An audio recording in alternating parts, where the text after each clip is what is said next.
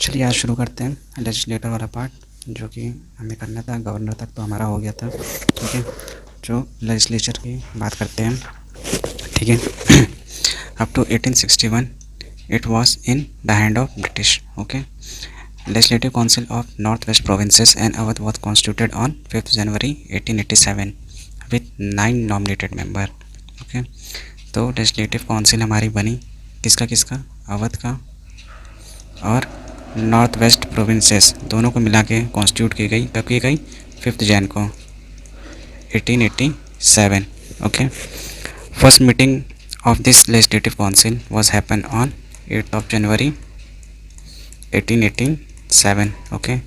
And where it happen at Allahabad, more precisely Thornhill memorial hall, okay. In by Government of India Act 1935, India is proposed to meet Federation of Provinces and Princely State, and autonomy was proposed for the provinces. Autonomy over some list, not most of the list, okay. Legislative Council functioned as a unicameral legislature in state until March 1937, यानी ये होने से पहले तक 1937 तक हमारा जो legislative council है यूनिकैमरल लेजिस्लेचर के तौर पे काम किया। तो ये हमारा कब से चालू हुआ? Means provincial state with autonomy, ये कब चालू हुआ? तो 1 अप्रैल 1937 से। और इसमें जो है बाई कैमरल बनाया गया, बाई कैमरल, सॉरी स्पेलिंग गलत है, बाई कैमरल बनाया गया, जिसमें कि legislative council plus legislative assembly ये दोनों हुआ करेंगी, ओके। चलिए अब आगे बढ़ते हैं। अब प्रेजेंट डेट की बात करते हैं। After independence by cameral legislature we have in 7 state, mainly we have bicameral legislature, okay. 7 state हैं, तो वो 7 स्टेट्स क्या क्या हैं आपको बता देते हैं, यहीं पे लिख देते हैं, सॉरी यहाँ पे आप लिख देते हैं। उड़ीसा है, आंध्र प्रदेश है, ठीक, बिहार है, यूपी है,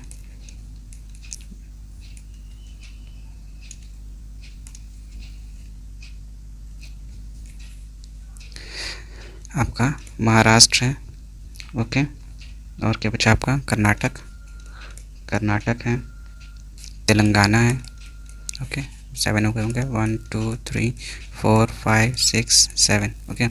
तो इन 7 में से एक यूपी भी है जिसका बाइकैमरल लेजिस्लेचर है, ओके। चलिए, तो बाइकैमरल लेजिस्लेचर में आपके होता क्या क्या है? तो इसमें आपका लेजिस्लेटिव असेंबली होती है और लेजिस्लेटिव काउंसिल होता है, ओके। तो हम लोग लेजिस्लेटिव असेंबली को पहले पढ़ते हैं और उसके हिस्ट्री को भी जानते हैं। अंटिल 1967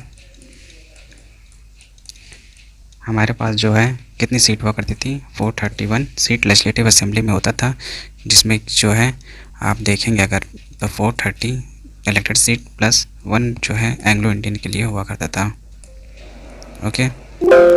चलिए आगे बढ़ते हैं। With the recommendation of delimitation commission, जो कि हर एक सेंसस के बाद अपॉइंट किया जाता है, और इस सीट को रिवाइज करके हमारी सीट बन गई 425 प्लस 1 एंग्लो इंडियन। उसके बाद आपका स्टेट रीऑर्गेनाइजेशन एक्ट आता है,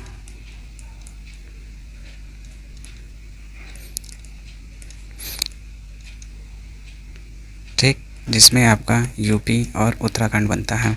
उत्तराखंड का फॉर्मेशन होता है और यूपी मतलब डिवाइड होता है। तो ये आपका कब होता है? 9 नवंबर 2000 में, ओके। और इसकी वजह से हमारे जो सीट्स हैं अब वो कितनी रह गई? 402 प्लस 1 एंग्लो इंडियन, ठीक।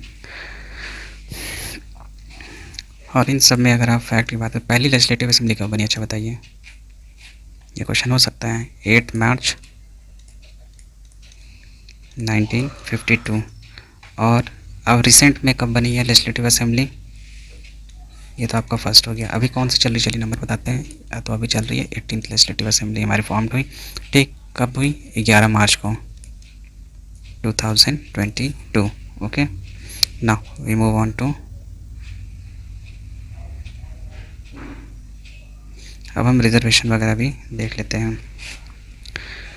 Out of 403 seats, 86 are reserved. Okay, 86 reserved है, जिसमें से 84 जो है सीट्स हमारे शेड्यूल कास्ट के लिए हैं और 2 सीट जो है शेड्यूल ट्राइब्स के लिए हैं। And the term of legislative assembly is 5 year. Okay, और सबसे ज़्यादा सीट किस डिस्ट्रिक्ट के पास है? अगर आप देखेंगे तो आंसर आएगा प्रयागराज।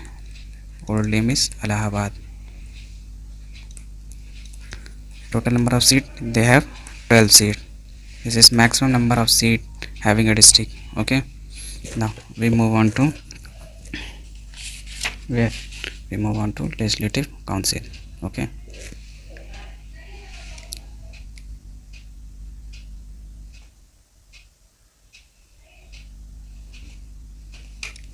चलिए अब हम लेजिस्लेटिव काउंसिल को पढ़ते हैं। लेजिस्लेटिव काउंसिल जिसको कि अपर हाउस भी कहा जाता है, ठीक है, अपर हाउस कहा जाता है, ठीक। और इसमें जो है मेंबर्स आपके 6 ईयर के लिए अब मतलब कि चुन के आते हैं, ठीक। और 1/3 मेंबर जो हैं आपके 1/3 मेंबर जो हैं हर 2 साल में, every 2 year they are retired. Okay, और it is a upper house or you can say permanent house because it is always in session. Okay, अगर इसकी हिस्ट्री की बात करते हैं, चलिए इसकी अभी तो हमारे पास 100 सीट्स हैं और ये कैसे होगा इसको हम जानते हैं। गवर्नमेंट ऑफ इंडिया एक्ट आता है, ठीक है, जिसमें जो है आपको लेजिस्लेटिव काउंसिल के लिए प्रोविजंस आते हैं कि लेजिस्लेटिव काउंसिल बनेगा और कितने मेंबर्स के साथ बनेगा, तो 60 मेंबर्स के साथ बनेगा। उसके बाद 26 जनवरी 1950 में जो सीट है 60 से बढ़ाकर 72 कर दी जाती है। उसके बाद आप देखेंगे तो 7th अमेंडमेंट आता है इन कॉन्स्टिट्यूशन ऑफ इंडिया, ठीक है। And the strength of the legislative council was increase to 108। Then after आप जानते हैं कि स्टेट रीऑर्गेनाइजेशन एक्ट आता है, ठीक है। स्टेट रीऑर्गेनाइजेशन एक्ट आने की वजह से आपका उत्तर प्रदेश और उत्तराखंड जो है सेपरेट हो जाते हैं और उसकी वजह से हमारे जो लेजिस्लेटिव काउंसिल है उसमें सीट हमारी 100 बचती है। तो इस तरह हम लोग 100 सीट पे आते हैं। अब इनके कॉम्बिनेशंस का देख लेते हैं कैसे किसको कितनी सीट मिली है। ओके, चलिए कंपोजिशन देखते हैं किसकी, लेजिस्लेटिव काउंसिल्स की। ओके, 10 मेंबर्स जो हैं आपके नॉमिनेट होते हैं किसके द्वारा, बाय गवर्नर, ठीक। 38 मेंबर्स जो हैं स्टेट के लेजिस्लेटिव असेंबली द्वारा खुद इलेक्ट किए जाते हैं। And 36 members are elected by local bodies. Okay, 8 members are elected by teachers and 8 members are elected by graduates. Okay, in total we have 100. Okay, so we have done till this. और चलिए कुछ speakers का भी नाम पढ़ लेते हैं।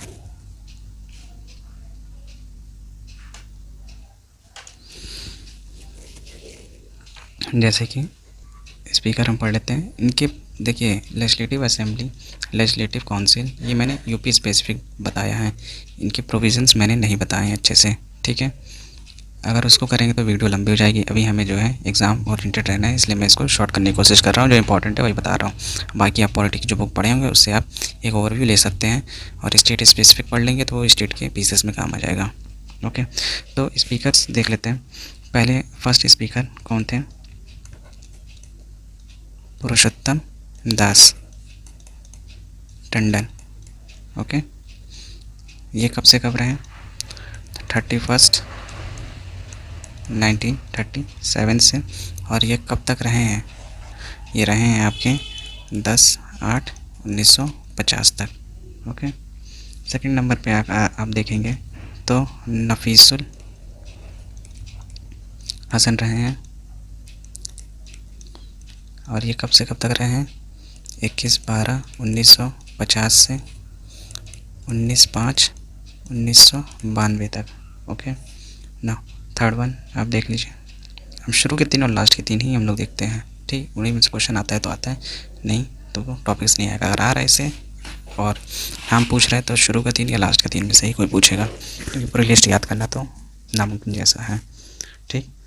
आत्मा राम गोविंद, आत्मा Ram Govind. Okay, he hold office from 25/1952 till 10th of April 1957. Okay, these are the first 3. Now we are moving to last 3. Okay, last में हम देखिए तो सतीश महाना,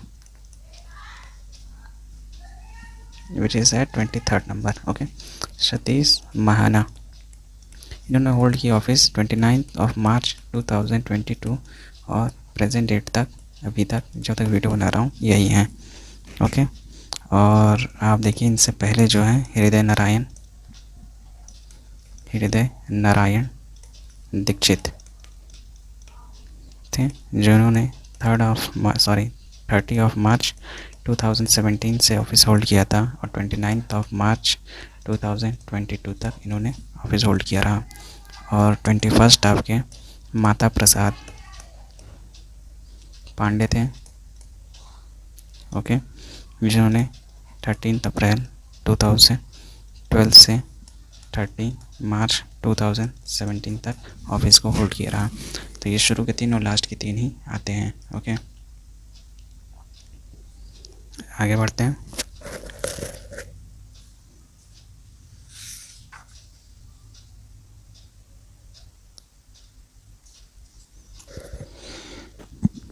चलिए अब यहाँ तक हम कंप्लीट करते हैं। अब नेक्स्ट वीडियो में हम पंचायत करेंगे, मतलब पंचायत वाला चैप्टर करेंगे।